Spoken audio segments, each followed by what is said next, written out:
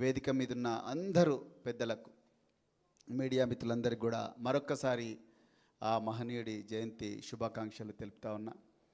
మరి ఈరోజు బాబాసాహెబ్ అంబేద్కర్ గారు అంటేనే రాజ్యాంగం, రాజ్యాంగ విలువలు, స్వేచ్ఛ, సమన్యాయం, సమానత్వం, సౌభ్రాతృత్వం, ఈ 4 విలువలు 4 పాదాల నడవాలని చెప్పేసి రాజ్యాంగంలో పీఠికలో బాబాసాహెబ్ అంబేద్కర్ గారు పొందుపరిచారు.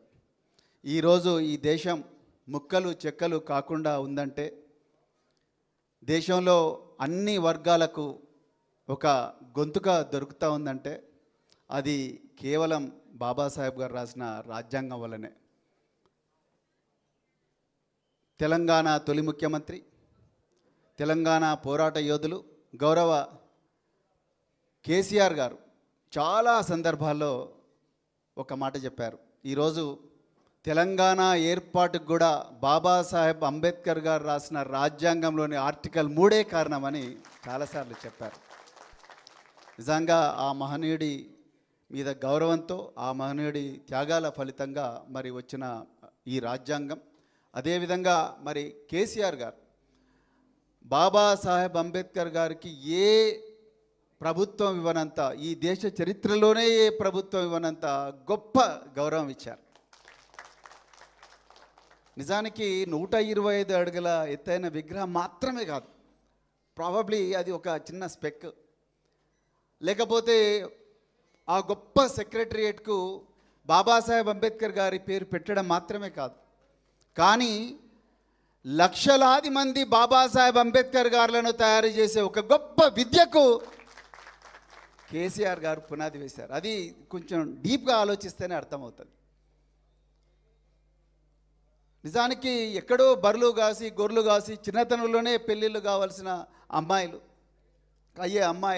లేకపోతే ఊర్లలో వివక్షకు గురై పట్టణ ప్రాంతాలకు రాలేని విద్యార్థులు, వీళ్ళందరూ కూడా ఈరోజు ఎంతో సుఖంగా, ఎంతో ఆత్మవిశ్వాసంతో కేవలం ఈ దేశంలోనే కాదు, సరిహద్దులు దాటి విదేశాల్లో కూడా చదువుకుంటున్నారంటే కేవలం కేసీఆర్ గారి దార్శనికతనే కారణం. నాకు ఇప్పటికి గుర్తుంది, ఏప్రిల్ 4, 2016 నాడు జోరుగా వర్షం వస్తుంది. అప్పటికి ఇంకా ప్రగతి భవన్ కాలేదు. పాత ముఖ్యమంత్రి కార్యాలయం, క్యాంపు కార్యాలయంలో మేమందరం ఆఫీసర్లను కూర్చొని ఉన్నాం. 125వ జన్మదినం, బాబాసాహెబ్ అంబేద్కర్ గారి జన్మదినం వస్తుంది, మనం ఏం చేద్దామంటే చాలామంది చాలా ఐడియాలు ఇచ్చారు. కానీ గౌరవ కేసీఆర్ గారు ఒక్క మాట అన్నారు, మనం ఆ మహనీయుడిని గౌరవించుకోవాలంటే ఆ మహనీయుడు లాగా లక్షలాది మందిని మన తెలంగాణలోనే తయారు చేసి దేశానికే కాదు ప్రపంచానికంతా ఇద్దామని చెప్పేసి 125 గురుకుల పాఠశాలలు ఇచ్చి అవి 1000 గురుకుల పాఠశాల అయ్యేటట్టుగా ఆ రోజు పునాదేశారు. ఇక మిగతా కార్యక్రమాలన్నీ దళితులకు 3 ఎకరాల భూమి కానీ, లేకపోతే బీసీలకు రకరకాల స్కీమ్స్ కానీ, అదేవిధంగా మరి ముఖ్యంగా దళిత బంధు కానీ, ఇలాంటి విప్లవాత్మకమైన కార్యక్రమాలు తీసుకొచ్చిన మరి కేసీఆర్ గారు కూడా ఈరోజు మనం గుర్తు చేసుకోవాల్సి వస్తుంది. వారికి బాబాసాహెబ్ గారి మీద ఉన్న అపారమైన గౌరవాన్ని, రాజ్యాంగం మీద ఉన్న అపారమైన నమ్మకాన్ని ఈరోజు గుర్తు చేసుకోవాల్సిన అవసరం ఉంది. చివరిగా మరి రాజ్యాంగం ప్రమాదంలో ఉన్నది, అది కూడా మనం గుర్తుపెట్టుకోవాలి. రాజ్యాంగం ప్రమాదంలో ఉన్నది. రాజ్యాంగ విలువలకు అడుగడుగునా తూట్లు పడుస్తున్నాయి బీజేపీలు, కాంగ్రెస్లు. ఈరోజు సుప్రీంకోర్టులో ఎస్సీ వర్గాలకు చెందిన వాళ్ళు క్రైస్తవ మతంలో మారితే వారికి రిజర్వేషన్ ఉండదన్న ఒక ఘోరమైన అమానవీయమైన తీర్పు వచ్చింది. దాని మీద కూడా మనం ఈరోజు దేశ ప్రజలు మాట్లాడాల్సిన అవసరం ఉన్నది. మన తెలంగాణలో బాబాసాహెబ్ అంబేద్కర్ గారు ఏదైతే స్వేచ్ఛ అనేది ఆర్టికల్ 19 ద్వారా మనకు ఒక హక్కు ఇచ్చారో, ఆ హక్కును ఈరోజు తెలంగాణ ప్రభుత్వం హేట్ స్పీచ్ బిల్లుతోని ఆ హక్కును ఒక్క దెబ్బతో కాలరాసే దుర్మార్గమైన చట్టం తీసుకొచ్చే ప్రయత్నం చేస్తూ ఉన్నది. ఎన్నో అక్రమ కేసులు, మాట్లాడితే కేసు, నడిస్తే కేసు, సోషల్ మీడియాలో ఒక పోస్ట్ పెడితే కేసు, అంటే ఆర్టికల్ 19 అడుగడుగున తూట్లు పొడుస్తుంది ప్రభుత్వాలు. చివరిగా జీవో నెంబర్ 17, దీని మీద మనం అందరం మాట్లాడాలి.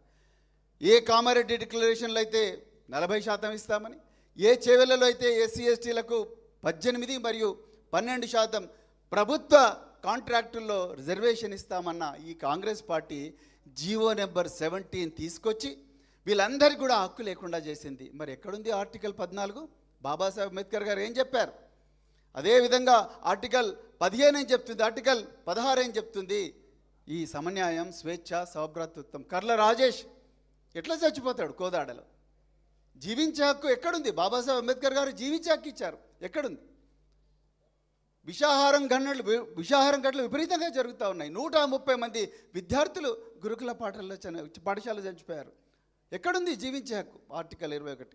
అందుకొరకు వీటన్నిటి మీద కూడా మనం మాట్లాడాల్సిన అవసరం ఉంది. మరి ఇంత ఒక గొప్ప పవిత్రమైన సన్నివేశంలో నాకు మరి బాబాసాహెబ్ అంబేద్కర్ గారి గురించి మాట్లాడే అవకాశం ఇచ్చినందుకు, అదేవిధంగా గౌరవ కేసీఆర్ గారికి వారు రాసిన రాజ్యాంగం యొక్క రాజ్యాంగ విలువలు స్వేచ్ఛ, సమానత్వం, సమన్యాయం, సౌభ్రాతృత్వం మీదన గౌరవాన్ని మరొక్కసారి గుర్తు చేసుకునే అవకాశం ఇచ్చినందుకు మరి సభాధ్యక్షుల వారికి ధన్యవాదాలు చెప్తూ, జై భీమ్, జై తెలంగాణ, జై కేసీఆర్.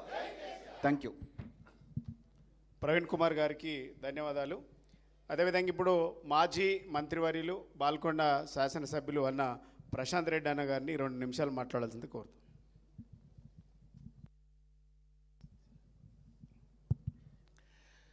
జై భీమ్, జై తెలంగాణ, జై కేసీఆర్. వేదిక మీద ఉన్నటువంటి మనందరి ప్రియతమ నాయకులు, బీఆర్ఎస్ పార్టీ వర్కింగ్ ప్రెసిడెంట్ గౌరవనీయులు కేటీఆర్ గారికి, పెద్దలందరికీ, ఈ కార్యక్రమానికి వచ్చినటువంటి బీఆర్ఎస్ పార్టీ కుటుంబ సభ్యులందరికీ పేరు పేరున హృదయపూర్వక నమస్కారాలు. ఈరోజు బాబాసాహెబ్ అంబేద్కర్ గారి జయంతి సందర్భంగా వారిని స్మరించుకున్నాం. అట్లాగే వారు ప్రసాదించినటువంటి రాజ్యాంగ విలువల్ని కాపాడుకునే విధంగా మనందరం ప్రతిజ్ఞ పూనడం, వారికి నిజమైన నివాళులు అర్పించేదిగా భావిస్తూ ఉన్నాం. ఇంతకుముందు ప్రవీణ్ గారు చెప్పినట్టు బాబాసాహెబ్ అంబేద్కర్ గారి ఆర్టికల్లో ఏదైతే రాజ్యాంగంలో ఏదైతే ఆర్టికల్ 3 పొందుపరిచిన ద్వారానే మనకు తెలంగాణ రాష్ట్రం సిద్ధించిందని అనేక సార్లు తెలంగాణ ఉద్యమ రథసారథి, తెలంగాణ తొలి ముఖ్యమంత్రి మన కేసీఆర్ గారు చెప్పడం జరిగింది. అయితే ఇవాళ కేసీఆర్ గారు